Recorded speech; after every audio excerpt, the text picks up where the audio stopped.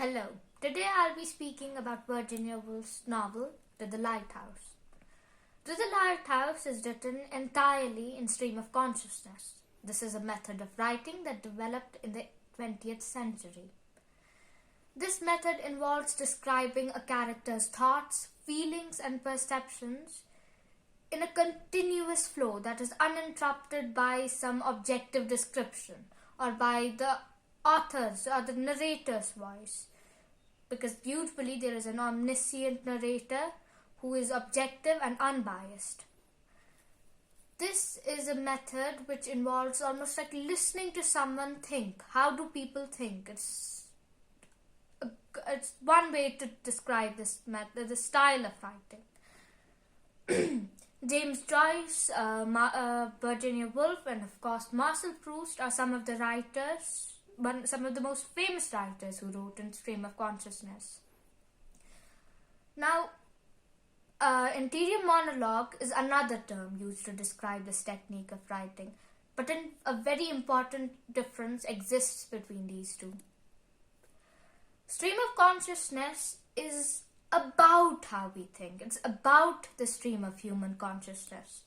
Because, for example, a boy of 8 and say a 40-year-old would be the patterns of their mind would be described in the same language, in the same words, with the same lush, elaborate language.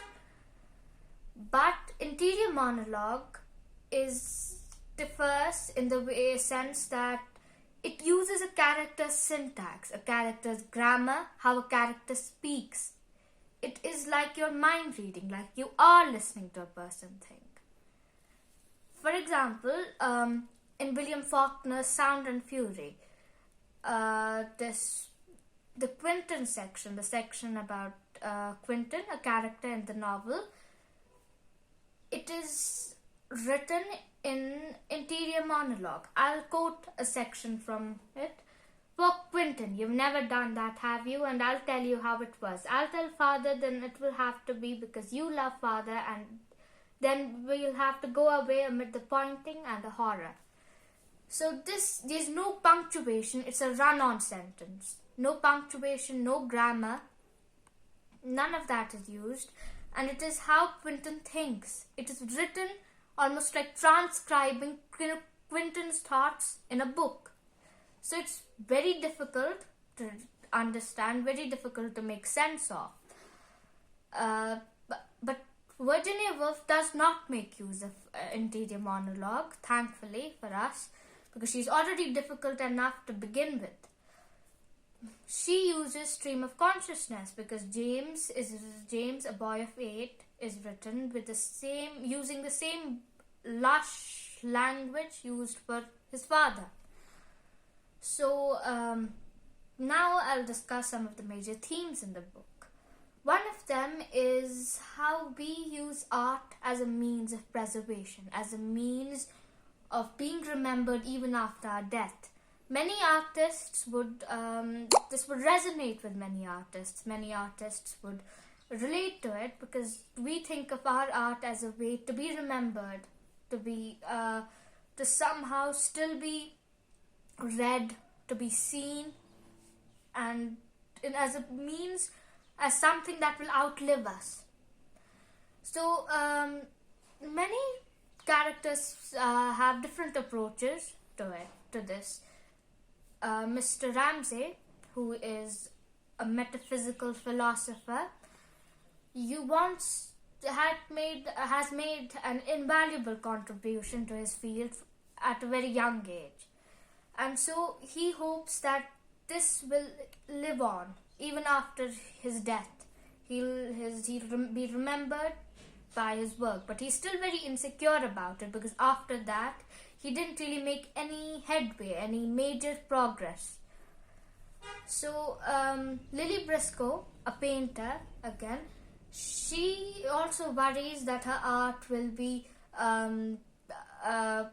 tossed away, put in attics for no one to see, and she wants that she should produce something, some piece of art, some work of art that would represent an instant, a moment in life accurately. So she does that in the end of the book, and now lastly, Mrs. Ramsey. Her devotion to her motherhood, to her life, to her family, to her friends, and to the social order, to the prevailing social order at that time, that gives her meaning, gives her purpose in life. And while Mr. Ramsey and Lily Briscoe present a more intellectual approach, she relies entirely on her emotions, on her feelings, to create some order in her life, give her some meaning. So, in a way, you could say that To the Lighthouse is a book about the search for the meaning in life. And each character has different approaches to that. Another one of its themes is the subjective nature of reality. I'll quote one by Lily Briscoe about Mrs. Ramsey. It is, you need 50 pairs of eyes to gain one wanted 50 pairs of eyes to see with, she reflected. 50 pairs of eyes were not enough to get round that one woman, she thought. So this is really the complexity of human nature, of human experience, of our thoughts, how multifaceted, how complex we are.